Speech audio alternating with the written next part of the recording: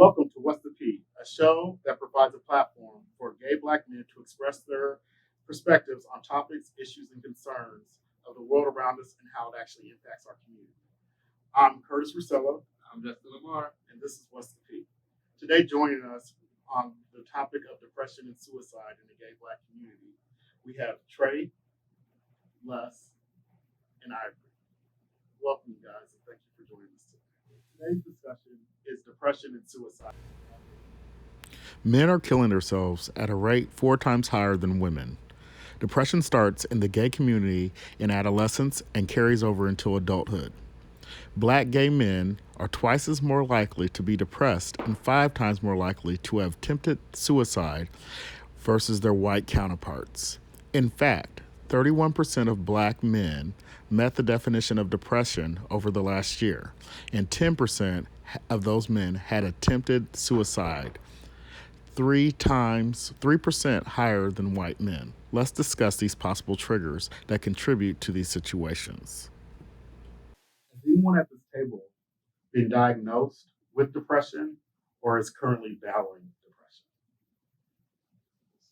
I've never been diagnosed with depression. I have had some moments in my life where when you don't know what's wrong with you, and then you just feel something and you don't know what the feeling is. And then a lot of times it could be depression, but mine came more from grief and not anything else from, being black and gay or anything like that. But that's pretty much it for me. But seeking help first, that's what you have to do if you do feel like something's wrong. But other than that, no. I think for me, struggling with it, no. Been diagnosed, no. But I think life events happen, and you be like, it'll be a month, maybe two. You be like, what's going on? I feel like I'm in a dark place. How do I get out of this hole? I think that's depression to me, and just knowing that you have to see the end of the tunnel, but it's a process. I think I have those moments if I'm going through something rough. What about you, Les? For me, I've been diagnosed. I've been going through it for like the last almost a year now, and it really made me check into it when I discovered that I was grieving so much and I couldn't come out of it. So you had to get help. It wasn't like you could just do it on your own. You couldn't just fix it. It wasn't a quick fix. So I've been in therapy for the last 8 months now, and it works. I personally have been diagnosed. I was diagnosed with depression when I was in college, and I've been going through it for approximately like 15 years, and it's on and off. Um, you can kind of feel it. At first, I didn't know.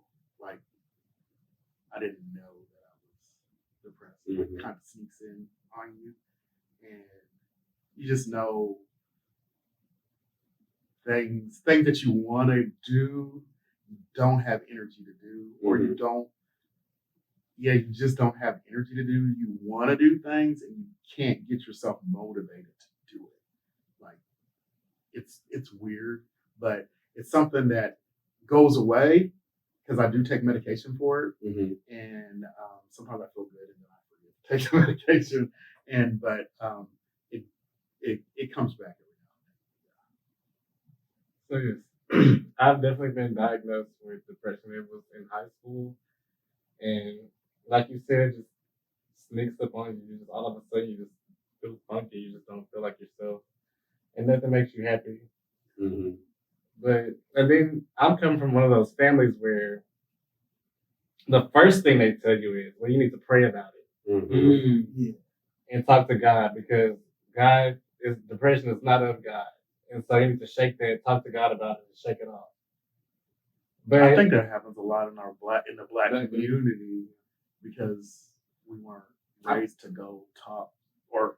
And I feel like the way I was raised, you don't think I already talked to God about it? I need to talk to somebody else about it. And being from a small town, you have to tell, like, my family was always very supportive, but they just didn't know. That's just what they did. They talked to God and you need to be fixed. But once they saw that that wasn't helping, then I was on medication for it for a while. Then the thing too, also identifying that you have a problem, and then if you do reach out to your family member, especially maybe even a parent that might say something like, nothing's wrong with you, where you don't need to see anybody else. But like you just said, you talk to somebody, but you might not want to talk to your family about the same thing you have going on. I think a lot of times people think with depression that everybody, I think I see a lot, and they actually had a show on this on Grownish the other day, like a couple of weeks ago about depression, where they said, like, yeah, it was a good show that they were saying that depression was like a fad, and everybody was like they want to say that they're depressed, but it's not something that everybody goes through. And I think everybody feels like, oh, I had a down moment, I lost my job, oh, I'm depressed for a minute, but it's not like that serious. Like, I mean, it's way more serious than what that. people think. Yeah, and I think it's easy for people to go, God, I feel depressed, and you're like, you don't really know. What I can say, like, when I was in depressive moments in my life, it took me a while to realize I was depressed, and it felt like I was in some quicksand. I just couldn't get out of it. Okay. Yeah. So that's a great segue into our next question. What made you go and get help? And what made you say, hey, I need to get help? And what were your symptoms? Well, for me, I dropped a lot of weight. And everybody that knew me growing up, they knew I loved to dance. Like, I loved to cheer. And I didn't want to do any of that. Like, I didn't want to practice. I didn't want to But I just didn't want to do anything. I loved my family. I didn't want to be with my family. Like, as soon as I got home from school, I was like going upstairs, like going straight to my room, closing the door. And it just became like my normal. And so then, especially during your teenage years, your parents just think, oh, well, he probably just going through that little teenage phase. But I was just really lost. Like, and when it started for me was when my friends started like dating girls and boys. And I didn't want to date girls, but I didn't want to date boys because I didn't think I was supposed to do that. And so that made me feel like something's wrong with me. And then it just grew from there. I think I knew I needed to go get help when I started having bad thoughts about suicide. That I didn't, like, I was feeling really lonely. Even though I had friends around me, I was lonely as hell. Like, I felt like nobody was going to understand what was going on with me, and I don't even think I actually understood it. So it made me really just always want to just be like, just get my work done, get what I needed done. Like, I knew I had to pay my bills, so I would go get that done. I didn't want to call anybody. I did not want to go out there, but I know I have to stay in my house, so I just need to get that little bit done so I can just be comfortable right there and just disappear for a while. I had a cousin. I think she was dealing with depression all her life. My grandmother kept telling my cousin, get her help. My cousin used to go to school, do her work, and come home and just be by herself. When she get older, she stopped caring about the way she wear her hair. She had older problems. She wouldn't date boys or girls. My grandma was like, something's wrong with her. She's a smart girl. What's going on? Her mom's like, ain't nothing wrong with her. Then my cousin came to my grandmother, who was a pastor, and was like, I'm going through something. Can you get me some help? My grandma got her some help, and kind of found out she was depressed. And she had been in depression her whole life. And I think that was when her mom realized that, she still was like in denial. Because I think Black parents don't want to say, my child is this. I mean, that's what any mental disorder. My dad was diagnosed with schizophrenia or bipolar. So I dealt with it all my life. Him being in depression, going to dark spaces. So, and then another thing too, like what you just said, they had signs and signals that she had given when she was little. And then, we grow up. And I think a lot of times people do have the mentality that I'm going to mind my business, although it has nothing to do with them. And then minding your business oftentimes people end up doing things and like hurting themselves because of everybody saying, well, that's such and such child. That's her child. Let her raise her kids. That's her business. And I think I would say that the signals and the signs are normally there in children too. We have a lot of kids that's clinically depressed. will diagnose depressed. They give their parents, their relatives, even their friends, signs something going on. Let's look at depression when it comes to active shooter situations. The first thing they say is people are depressed. Well, they knew their child had issues long time ago. But when you look at the Black gay community and how the stigma of the household is, why are you feeling this way? Why do you have these feelings for that? Then you're thinking something is wrong with me, something unnatural, which will lead you into depression. And then that triggers other things like drug use, sex issues, alcoholism, where you're trying to cope and you're trying to deal with things, but you don't know how to do it. And then you don't even know that you need to go get help because you just like, well, Lord, what's going on? What's going on with me? You know, but well, I can relate to everything that you were saying, like 100%, especially about his cousin. But for instance, example, Aubrey, I went into a dark space and I didn't know how to come out. And I didn't want to talk to anybody because, you don't want people to think you're crazy. Because that's the first thing everybody in the Black community thinks is that, oh, he was in his mind. Or you can't get it together. Well, I received a knock on the door and I wasn't going to answer. But somebody knocked so hard, you think it's the police. It's Aubrey Noah. He knew. Because I wasn't going to reach out and tell anybody. And he always been there to save me and be there to listen for everything. But just that one day that he knocked at that door and I was at the end where I was like, I didn't care no more. And he knew. And he just seen the signs. And everybody in my family, they were like, you don't tell nobody, don't say this, don't do that. But at the end of the day, it took a friend, it took somebody who wasn't blood but was my family to knock at their door and say, what the hell you been? You ain't answering that phone, you ain't this and that. And he just gave me a hug. And that was like the first medication that I needed was somebody to wrap their arms around me and just let me know that they love me no matter what. And then he was like, you can get your tail to the doctor. And we went from there.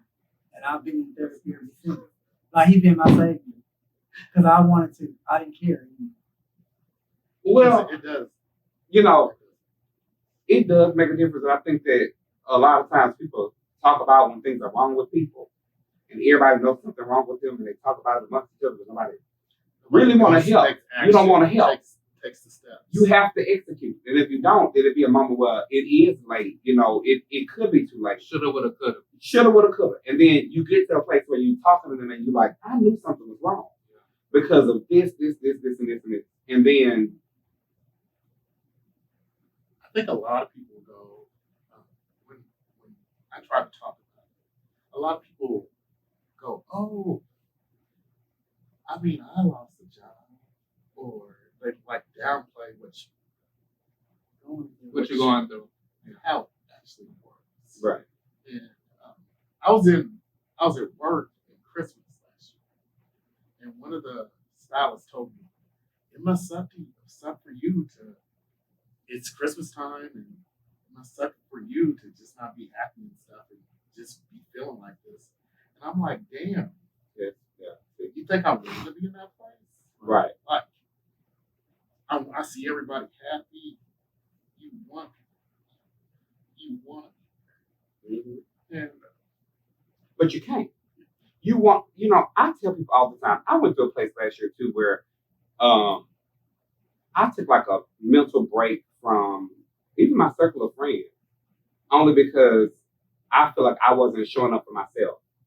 So I can't show up for a group of people and I can't show up for myself. So I missed a lot of things. I'm really even though I try to do everything for everybody. And then when you get to a place where you realize you can't be everything to everybody, it's a part kind of like depression almost.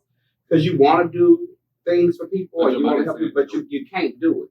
Which I think sometimes aids to other things going on with your body. I had a triple bypass surgery on March 25th of this year, a couple of months ago. And you think about things that aid to things when it comes to stresses and life stresses. We do allow other people's stresses to take a toll on us, which then people look at you like, hey, you the strong friend, but I'm really not. I'm crying now, see? But but we need to learn to check on our strong friends. Well, right. And I think we can't always think, oh, this person's always going to be strong. You have to remember sometimes, hey, this person is just like us and they have issues.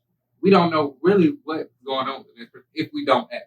Yeah. And because you don't, The outside looks like one thing, but the inside is nothing. Because you still have to wake up and show up for just work, your clients. Because you're and people think like, and because I believe, and just after looking at some of the statistics, I believe men are looked at as you're supposed to just hold it together. Be strong. You know, you're especially black men. Mm-hmm. We have this stereotype and there's this stigma out there that you're supposed to be this very overly masculine man that can take on everything and just be able to be that guy that everybody can put the weight on your shoulders and you can carry it. Mm-hmm. And I think personally I felt like that. I was the oldest. I'm the first grandson on both sides. Mm-hmm. I felt like I was doing a lot in life and stuff that people didn't expect me to do. Mm-hmm. I ended up excelling and doing really well at it, making a hell of a lot of money. I was very proud of myself. I didn't even know that I was able to get to where I was at. Mm-hmm. And then having to take a step back from that and then seeing people just move forward and deciding to step out on my own as an adult to say, hey, I'm gonna believe in myself for a second, Mm-hmm. maybe just step out and start doing my own business, and then going from making a whole bunch of money to making barely getting ready to get your car repossessed and not being around family and friends and stuff. It was a shot to my ego. It was a shot to my pride. It was embarrassing to talk to my family and them because I felt like I was supposed to be able to do stuff. I hear that my stuff was going on with my grandma, and I can't take care of her. Can't take care of it financially. I can't afford to go up there and visit. It's scary, you know. Yeah. Like and it's pressure that I most likely put on myself. Nobody put it on me, Mm-hmm. but I think that contributes to guys what we do to ourselves, and especially in our community, we want to like like just generalizing right now. I'm not saying specifically me. You want to look the best. You want to have the best like car and have a nice place, and because people are on the after all, you live by yourself, you have your own car, you have your own house, and I'm like going through these checklists, and I'm struggling trying to get my career started in a whole nother field, and I don't have that. I don't have that. I don't have. So am I valuable now? Can I find because I'm looking for a significant other, but I don't even have the little things right now because I'm trying to focus on that. So I'm not valuable enough or enough to be wanted by somebody. You know, it kind of makes you feel like. That's deep. Thank you, Trey, Les, and Ivory for joining us on this episode about depression and suicide. Also, remember, take 2 seconds to like, subscribe on our link below. And also, remember to share this discussion with your family. And every Monday at between 7:30 and 8 p.m., we do it at Facebook Live. And we want to hear your peep. And that's the peep. Thank you. When I was depressed in high school, I know it definitely was because I was feeling like I was weird. The only one. Are different. I felt really weird. Like I'm I'm on joke, and I swear, like everybody in my family besides one person would always judge and say, "We black, we don't do that. We just talk it out. You pray about it." And I'm like, I ain't gonna lie, I said it. I've been praying. And it's still like